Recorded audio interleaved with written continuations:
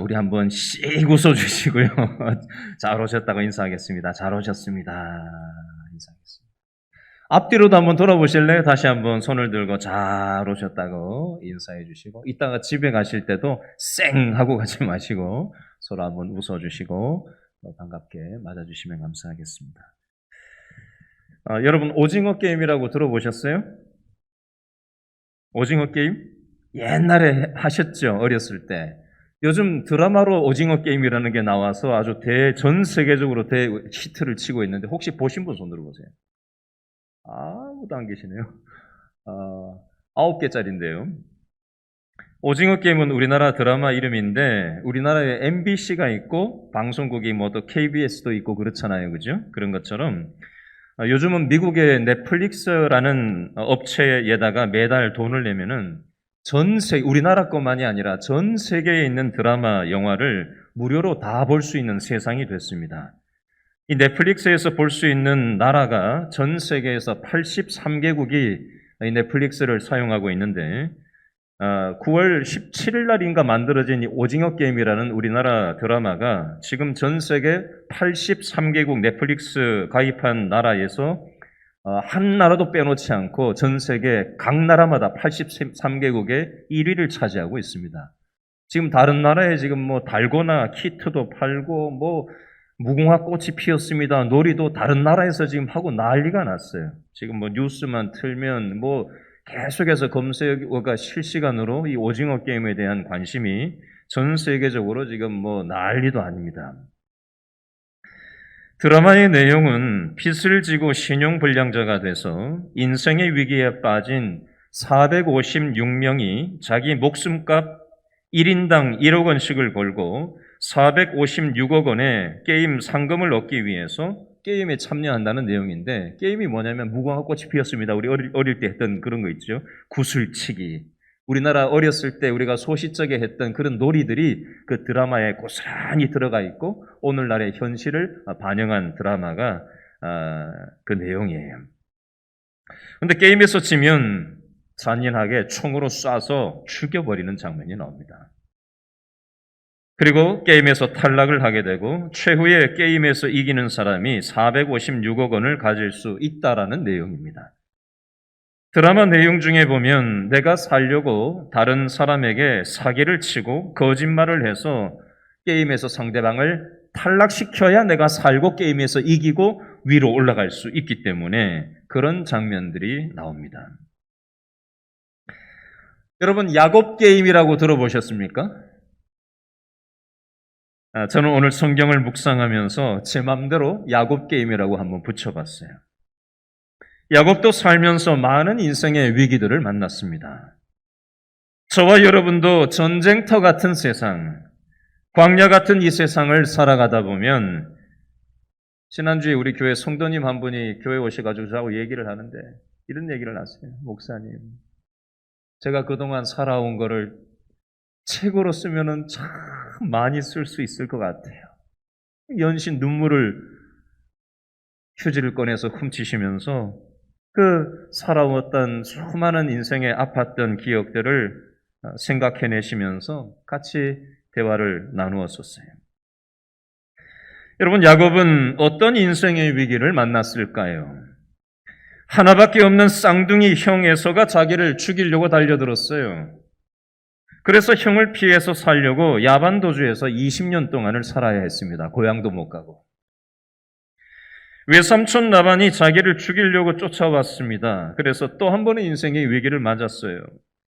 20년 만에 고향으로 돌아가는 길에 형 에서가 400명의 군사를 이끌고 자기를 죽이러 오는 건가 싶어가지고 그 소식을 듣고는 또 깜짝 간이 콩알만해졌어요.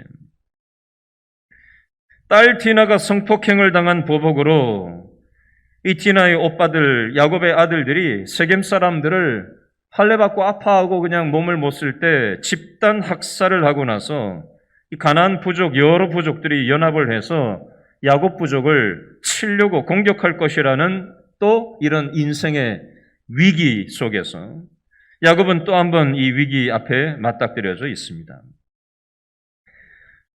좀 전에 말씀드렸던 이 오징어 게임이라는 드라마에서는 인생의 위기를 맞는 사람들이 내 힘으로 게임을 잘해서 자신의 위기를 자신의 힘으로 해결하려고 접근하고 있다면 오늘 본문에 나오는 야곱 게임은 인생의 위기를 만난 야곱이 자신의 힘으로 인생의 위기를 해결한 적이 한 번도 없다라는 것을 말씀하고 있습니다. 저와 여러분들도 인생의 위기 앞에서 내 힘으로 인생의 위기를 해결해 보신 적도 있으시겠지만, 이건 방법이 없다. 이걸 어떻게 해야 되지? 이런 인생의 한계 상황을 만나본 적이 한두 번쯤은 있으실 거라고 생각됩니다. 야곱은 그동안 내 힘으로 거짓말하고 사기치고 머리 굴려서 내가 할 수 있는 것들을 총동원해서 살아왔어요. 그런데 아무리 내가 가진 수단과 방법을 총동원해도 인생의 위기를 내 힘으로 다 해결할 수 없다는 것을 인생의 위기를 만날 때마다 깨닫게 되었습니다. 그때마다 하나님이 부족하고 연약한 야곱에게 찾아오셔서 야곱을 도와주시고 만나주셨어요. 오늘 본문에도 인생의 위기 앞에서 어떻게 해야 되나 두려워서 벌벌 떨고 있는 야곱에게 하나님이 먼저 나타나셔서 도와주시고 만나주시는 장면이 되겠습니다. 자, 오늘 창세기 35장 1절 말씀을 다시 한번 읽어보겠습니다. 35장 1절입니다. 시작. 누가 하나님이 누구에게? 야곱에게 이르시되 일어나 어디로 올라가? 베델로 올라가서 거기 거주하며 내가 내 형 에서의 낯을 피하여 도망하던 때에 내게 나타났던 누구에게? 하나님께 거기서 제단을 쌓으라 하신지라. 아멘.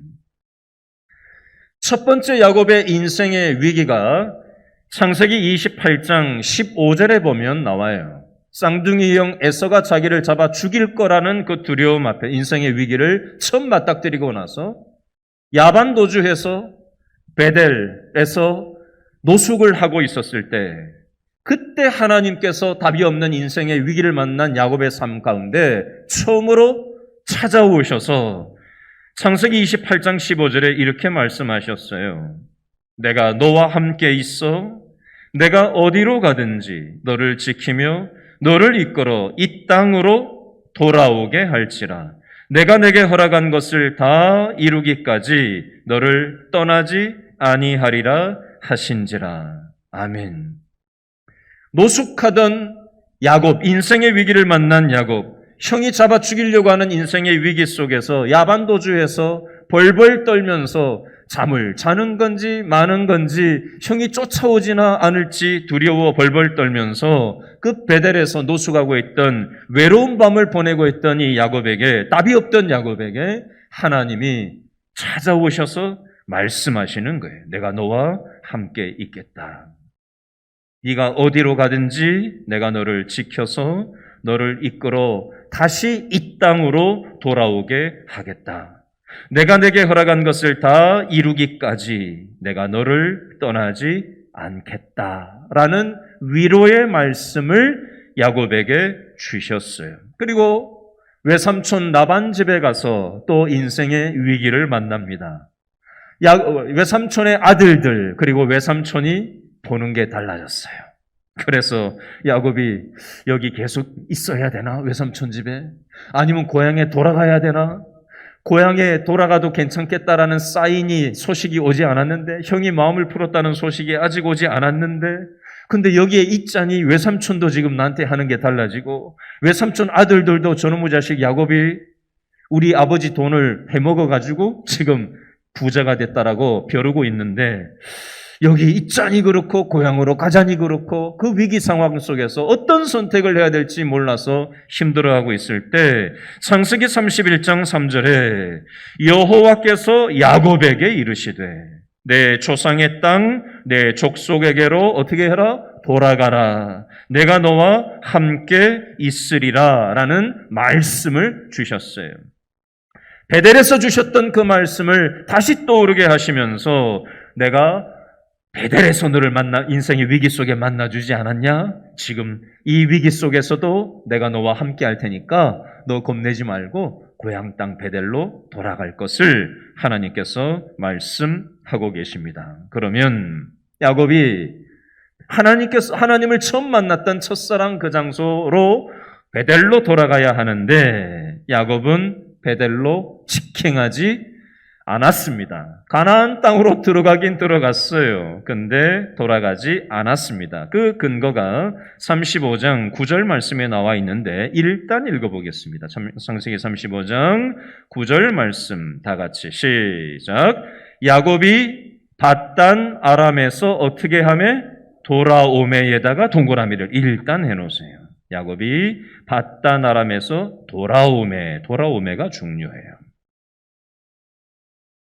밧단 아람은 하란을 얘기합니다. 외삼촌 집 라반이 있던 장소를 밧단 아람이라고도 표현을 합니다. 근데 이 구절에서는 야곱이 밧단 아람, 외삼촌 라반 집에서 고향 땅 베델로 이제서야 돌아왔다라는 것을 강조하는 표현이 돌아왔다라는 표현을 쓰고 있습니다. 창세기 28장 15절에도 이 땅으로 돌아오게 할지라. 창세기 31장 3절에도 내 조상의 땅, 내 족속에게로 돌아가라 라는 표현이 나오는데요. 자, 방금 읽었던 35장 9절에도 야곱이 밧단 아람에서 돌아왔다라는 표현으로 여기 반복 강조 일부러 하고 있습니다. 자, 그러면 35장 9절 말씀에 나오는 이 장면이 되기까지는 아직 야곱은 베델로 고향 땅으로 하나님이 돌아오라고 하시는 땅으로 아직 돌아온 게 아닌 게 되는 거예요. 자, 근데 야곱은 자기는 이미 가나안 땅에 돌아왔다고 생각을 하고 있었고 자기는 믿음 생활을 하고 있다고 생각을 하고 있었어요. 그 근거가 창세기 33장 18절 말씀 펴보시겠어요? 창세기 33장 18절 말씀 얼른 펴보세요. 자, 창세기 33장 18절 말씀 다 같이 시작. 야곱이 밧단 아람에서 평안히 가나안 땅 세겜 성읍에 이르러 그 성읍 앞에 장막을 치고 야곱이 어디에서부터? 밧단 아람, 외삼촌 집 하란이라고도 하고 밧단 아람이라고 하는 외삼촌 집 라반 집에서부터 평안히 어디로 왔다고요? 가나안 땅 세겜 성읍에 이르러 장막을 치고 땅을 사고 정착하고 있는 모습이 나와요. 세겜 앞에 가나안 땅이라고 강조하고 있습니다. 하나님이 가나안 땅으로 가라고 하셨으니까, 약속의 땅으로 가라고 하셨으니까 나는 이제 들어왔다 이거예요. 야곱의 생각 속에는 나는 하나님이 가라고 하시는데 가서 거기서 살고 있다라고 생각하고 있었는데 그렇게 살아왔는데 하나님 보시기에는 그게 아닌 거예요. 나는 가나안 땅, 물리적인 땅에 와서 살아가라고 한 게 아니라 하나님은 장소적인 개념도 물론 베델로 가라고 하시긴 하셨지만 하나님께서는 야곱의 겉만이 아니라 속도 변화되기를 원하셨던 거예요. 조금 구체적으로 예를 들어서 이해하기 쉽게 한번 설명을 해보겠습니다. 적용을 해볼게요. 우리는 야곱과 같은 생각을 저와 여러분은 어떻게 하고 있는지를 한번 예를 들어보겠습니다. 쉽게 얘기할게요. 자, 오늘 지금 일부 예배를 우리는 9시 예배를 드리고 있습니다. 지금 현장 예배에서 예배 드리시는 분도 있고 지금 제가 화면을 보니까 영상 예배로 지금 24명이 지금 화면을 들여다보시면서 또 집에서 또 각 있는 장소에서 예배에 참여하고 계세요. 제가 지금 뭐라고 표현했죠? 예배에 참여하고 있다고 표현을 했습니다. 우리들 생각에는, 야곱 생각에는 주일날 현장 예배에 나오든지 영상 예배에 참여하든지 어떤 방식이 됐든 예배를 드렸다라고 생각을 합니다. 근데 하나님의 생각은 다를 수 있습니다. 여러분, 예배를 보거나 예배에 참여하는 것과 예배를 통해서 하나님을 경험하는 것은 완전히 다른 얘기입니다. 교회는 다니는데 예배는 보는데 예배는 참석하는데 하나님을 경험하지 못하는 사람들도 얼마든지 있을 수 있습니다. 여러분, 예배는 왜 참여하는 거죠? 예배는 왜 보는 거죠? 예배를 구경하는 건가요? 예배를 출석 도장 찍는 건가요? 그게 예배입니까? 뭐가 제대로 된 예배일까요? 우리는 사람 보러 교회 나오는 게 아니잖아요. 예배 형식 참여하자고 오는 게 아니잖아요. 드라마 보듯이, 영화 보듯이, 돌려서 그냥 구경하듯이, 평가하듯이, 그렇게 예배를 구경하는 게 아니잖아요. 그건 예배가 아니죠. 그건 구경하는 거죠. 들여다보는 거죠. 어디 한번 보자. 팔짱 끼는 마음으로 어디 한번 보자. 설교 잘하나 보자. 오늘 누가 왔나 보자. 그건 예배의 정신이 아니죠. 예배의 마음이 아닙니다. 야곱은 나는 가나안 땅에 왔다고 생각했어요. 하나님이 가나안 땅 가라고 했으니까 난 가나안 땅 와가지고 살고 있다고 생각했어요. 근데 하나님은 창세기 35장 9절에 보니까 야곱이 아직 돌아오지 않았대요. 물리적으로 예배 참석한 것은 아직 하나님께로 돌아온 게 아닌 상태라고 하나님은 말씀하고 있습니다. 제가 적용해서 얘기하는 겁니다. 처음에 말씀드렸던 오징어 게임이라는 드라마 내용 중에 제가 9개 전체를 다 보진 않았어요. 드라마가 9개짜리인데요. 한 반 정도, 한 6개 정도 봤는데 그 드라마 내용에 보니까 좀 거슬리는 내용들이 여러 가지가 있는데 그 중에 오늘 본문과 관련된 내용을 제가 좀 뽑아서 얘기를 좀 할까 해요. 기독교인이 그 오징어 게임이라는 드라마에 3사람이 크게 나옵니다. 제가 봤던 건 2사람까지 봤는데 뉴스 검색해서 이렇게 보니까 한 사람이 더 나온다고 이제 어떤 내용으로 나오는지가 이제 설명되어 있는 걸 미리 봤어요. 첫 번째 사람은 드라마에서 어떻게 나오는 사람이냐면요. 기도하는 남자가 나와요. 기도하는 남자. 근데 딱 봤는데 뭐 저런 사람이 다 있나 싶을 정도로 거북하더라고요.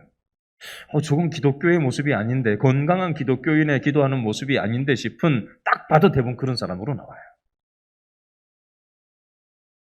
자기 살겠다고 자기가 게임에서 이기게 해달라고 기도하는 거예요. 근데 이건 단순한 게임이 아니잖아요. 자기는 게임에서 이길지 몰라도, 그러면 살지 몰라도 게임에서 진 사람은 총으로 쏴서 죽는 게임인 거거든요.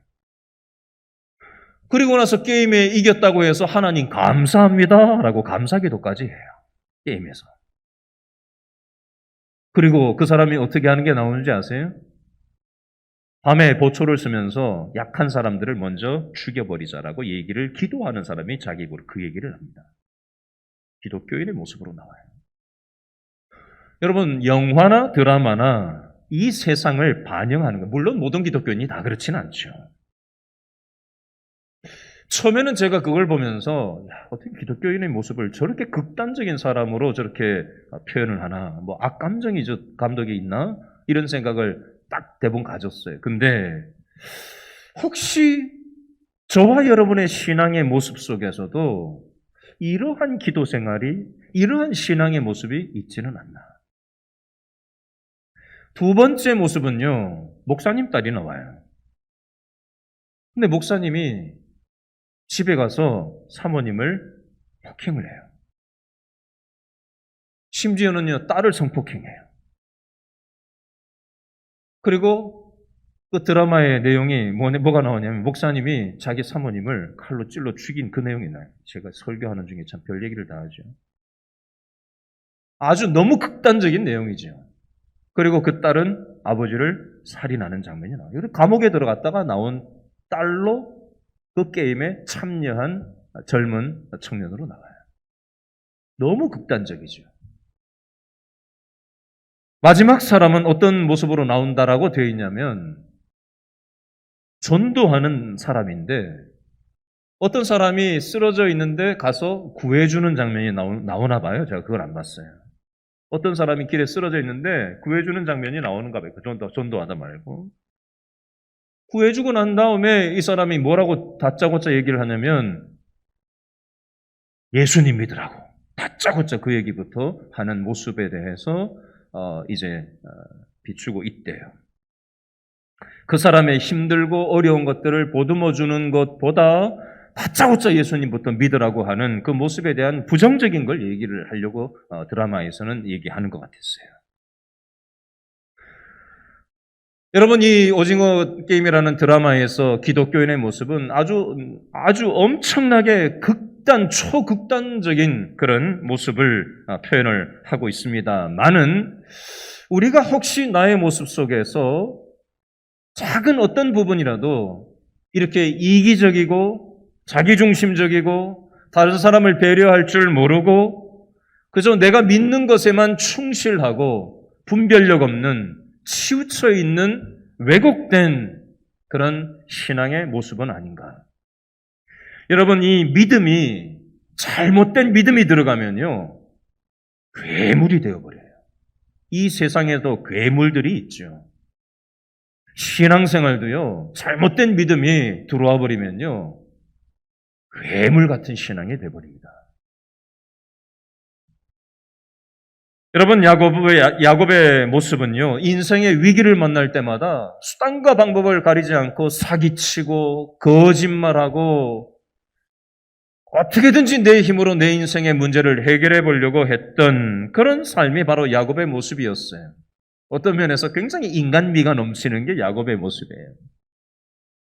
어떻게 보면 저와 여러분의 신앙의 모습과 비슷한 면이 참 많이 있습니다. 야곱은 이런 인생의 위기 앞에서 또 한 번 스스로의 힘으로는 해결할 수 없는 이 위기 상황 앞에서 자기 아들들이 여동생이 성폭행 당하고 난 다음에 아주 집단 학살을 부족들 씨를 말려버렸잖아요. 할례받고 나서 몸을 못 가누고 있을 때 칼 들고 가가지고 야곱의 둘째 아들, 셋째 아들이 아주 세겜 족속 전체를 싹쓸이를 집단 학살을 벌였단 말이에요. 그래서 가나안에 있는 또 다른 여러 부족들이 이제 연맹을 이루고 있는 부족들이 이놈의 자식들 다 잡아 죽인다고 쫓아오려고 하는 그런 위기 속에 처해져 있는 게 현재 오늘 본문의 배경에 야곱이 만난 위기 상황이에요. 그걸 어떻게 해결할까요? 이때 하나님께서 창세기 35장 1절에 하나님이 야곱에게 이르시되 일어나 베델로 올라가라. 거기 거주하며 내가 내 형 에서의 낯을 피하여 도망하던 때에 네가 네 인생의 위기 상황 속에 네가 답이 없었을 때 내가 찾아오지 않았느냐? 내가 베델에서 너를 만나주지 않았었느냐? 그리고 네가 어디로 가든지 네가 삼촌집 가든지 고향 땅으로 다시 돌아오든지 내가 가는 그곳에 내가 너와 함께 하겠다고 말하지 않았느냐. 그 하나님께서 다시 찾아오셔서 또 다른 인생의 위기 속에 두려워 벌벌 떨던 야곱에게 지금 말씀하시면서 베델로 돌아갈 것을 말씀하고 있습니다. 야곱은 이 하나님의 만남을 통해서 자기 자신의 모습을 돌아보게 됩니다. 2절과 3절과 4절 말씀은 야곱의 반응이 되는 거예요. 반응. 야곱은 어떻게 반응하고 있는지. 자, 2절, 3절, 4절 말씀을 묶어서 다 같이 읽어보겠습니다. 야곱의 반응입니다. 2절, 3절, 4절 다 같이 시작. 야곱이 이에 자기 집안 사람과 자기와 함께한 모든 자에게 이르되 너희 중에 있는 이방 신상들을 어떻게 하고 버리고 자신을 어떻게 하고 정결하게 하고 너희들의 의복을 어떻게 하고 바꾸어 입으라. 우리가 일어나 베델로 올라가자. 내 환난 날에 내게 응답하시며 내가 가는 길에서 나와 함께 하신 하나님께 내가 거기서 제단을 쌓으려 하노라 하며 그들이 자기 손에 있는 모든 이방 신상들과 자기 귀에 있는 귀고리들을 야곱에게 주는지라. 야곱이 그것들을 어떻게 했어요? 세겜 근처 상수리 나무 아래에 묻고 야곱의 믿음의 고백과 야곱 족속 전체의 믿음의 반응이 지금 여기 나오고 있습니다. 이 내용을 제가 이렇게 바꿔서 한번 얘기해 볼게요. 자, 여기 2절에 보니까 이방 신상들을 버리는 장면이 나와요. 여러분, 야곱의 집안에 이방 신상들이 언제 처음 성경에 기록이 되어져 있냐면 외삼촌 라반 집에서 야곱이 처자식과 짐승들과 재산을 다 가지고 야반도주를 하는 중에 4명의 부인들 중에 가장 사랑하는 라헬이 뭘 챙겼죠? 야반도주하면서 가정의 수호신이었던 드라빔을 훔치는 장면이 나옵니다. 야곱도 훔치는 거 잘했는데 사랑하는 여인 라헬도 훔치는 걸 잘했어요. 이 이방 땅 하란 바단 아람 지역에서는 이 드라빔이 하나씩 있었나 봐요. 그건 뭐 하는 거냐면 점치는 도구예요. 점치는 도구. 가정의 수호신이에요. 뭐 인도나 뭐 이게 불교권에 가면은 집에 뭐 하나씩 이렇게 신상이 하나씩 차려져 있죠. 그런 거라고 생각하면 돼요. 그러니까 하나님이 아닌 거예요. 하나님이 아니에요. 우상이에요. 우상. 외삼촌 라반이 야반도주했던 야곱과 야곱 일행을 쫓아와가지고 집을 막 수색을 하죠. 뭘 찾으려고 혈안이 돼서 수색을 했을까요? 그거 찾아내려고 혈안이 됐던 거거든요. 근데 라헬이 그거 깔고 안고 있었어요. 몰래. 지금 생리 중이라고 하면서. 아버지가 건드리지 않았죠. 비키라고 안 했죠. 여러분, 야곱이 자기가 사랑하는 여인 라헬이 드라빔 갖고 집안에 가지고 있었다는 걸 알았을까요? 몰랐을까요? 살림이 뻔한데요. 텐트 생활하는데요. 뭐 집이 무지하게 크고 이런 것도 아닌데 살림 몇 가지 가져두고 몇 가지 되지도 않는데 그거 몰랐겠어요? 알았다고요. 알았는데 그걸 넘긴 거예요. 여러분, 이게 뭐냐면요. 우리가 신앙생활 하다 보면 정리를 해야 될 게 있어요. 하나님이 신앙생활 하는 데 있어서 하나님이 기뻐하시지 않는 내 습관이 있을 수 있어요. 우리는 돈을 뭐니 해도 돈이 있어야 된다고 해서 우리는 챙기려고 듭니다. 그리고 취미생활도 적당하게 해야지 취미생활이 너무 정도를 넘어서 버리면요. 이것도 우상이 될 수 있습니다. 사람들한테 인정받으려고 하는 욕구도 우상이 될 수 있습니다. 하나님이 기뻐하시지 않는 그 어떤 매력적인 것들도 다 나만의 우상이 될 수 있습니다. 이 정도야 괜찮겠지. 이거는 못 놓겠어. 뭐 이런 거 있잖아요. 이건 아무도 모르겠지. 이건 나만 아는 거야.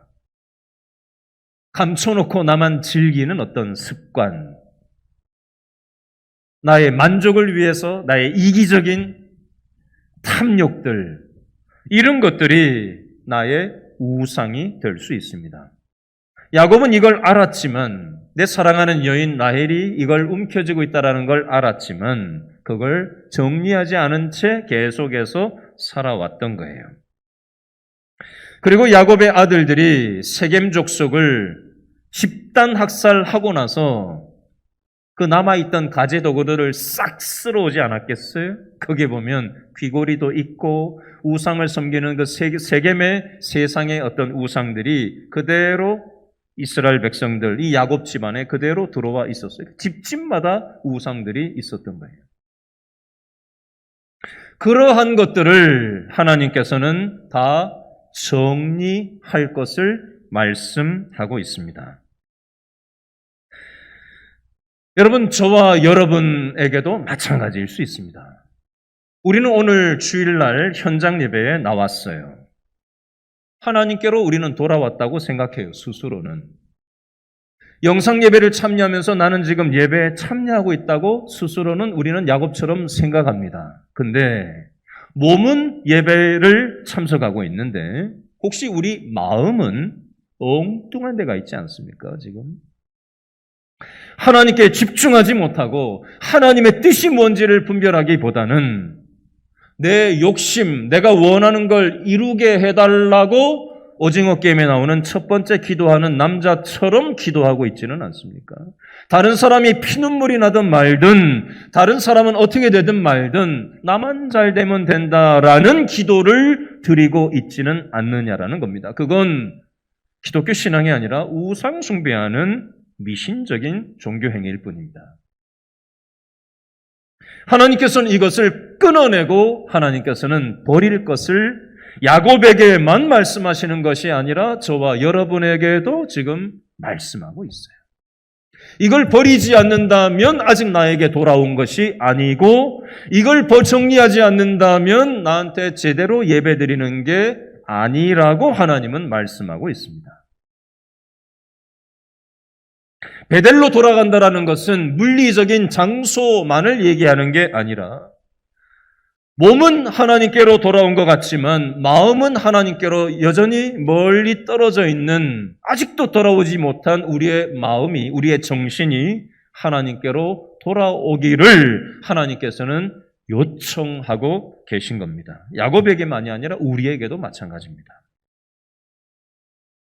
야곱이 자기 자신을 돌아보고 이 우상을 정리하고 자신을 정결하게 하고 의복을 바꾸어 입는 이 행위처럼 우리 역시도 우리가 하나님보다 우선순위에 가 있는 우리의 왜곡되어져 있는 괴물과 같은 신앙의 모습들을 돌아보고 회개하고 하나님께로 돌아오기를 하나님께서는 원하고 계십니다. 그렇게 할 때 어떤 결과가 오냐? 5절 말씀 다 같이 읽어보겠습니다. 창세기 35장 5절 말씀 다 같이 시작. 그들이 떠났으나 누가? 하나님이 그 사면골들로 크게 뭐하게 했다? 두려워하게 하셨으므로 야곱의 아들들을 추격하는 자가 없었더라. 아멘. 우리는 세상을 두려워하면서 살아갑니다. 왜요? 하나님이 두려움의 대상이 아니라 하나님이 예배의 대상이 아니라 세상이 매력적으로 보이고 하나님 아닌 세상을 섬기면요. 세상이 두려움의 대상이 돼버리고 세상이 돈이 예배의 대상이 되고 자식이 예배의 대상이 되고 내 취미생활이 예배의 대상이 되고 세상의 매력적인 것들이 세상의 안전장치들이 우리의 예배의 대상이 되고 맙니다. 그러면 세상이 두렵게 보이는 거예요.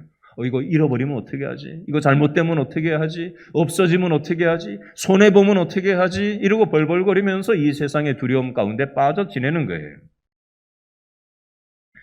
근데 우리가 예배의 대상을 하나님께 두고 우리의 껍데기만이 아니라 우리의 마음 중심이 하나님을 예배의 대상으로 두고 하나님을 두려움의 대상으로 삼고 하나님을 제대로 만나면서 신앙생활을 할 때 5절에 보니까 하나님께서 뭘 두려워하게 하신다고 돼 있어요? 그 사면골들로 크게 두려워하게 하셨으므로 야곱의 아들들을 추격하는 자가 없게 해주신다. 하나님께서 우리 인생을 보호하시고 인도해 주신다. 책임져 주신다라는 사실을 말씀하고 있습니다. 여러분 오늘 말씀을 가만히 돌아보면서 나도 혹시 신앙생활이 괴물과 같은 면이 있지는 않나? 기도한다고 하는데 다른 사람이야 어떻게 되든 말든 나만 잘 되면 된다라는 그런 어떤 미신적인 기도 행위를 하고 있지는 않는가? 왜곡된 신앙의 모습이 있지는 않는가? 껍데기는 예배의 장소에 와 있지만 마음은 하나님의 정신과 멀어져 있지는 않나? 예배드리면서도 누군가를 죽일 듯이 미워하고 혹시 그 마음을 풀지 못한 채 예배 드렸다고 도장 찍고 가는 건 아닌가? 한번 돌아보시고 하나님을 만나고 하나님을 경험하고 하나님 안에서 살아가는 저와 여러분 될 수 있기를 바랍니다. 기도하겠습니다.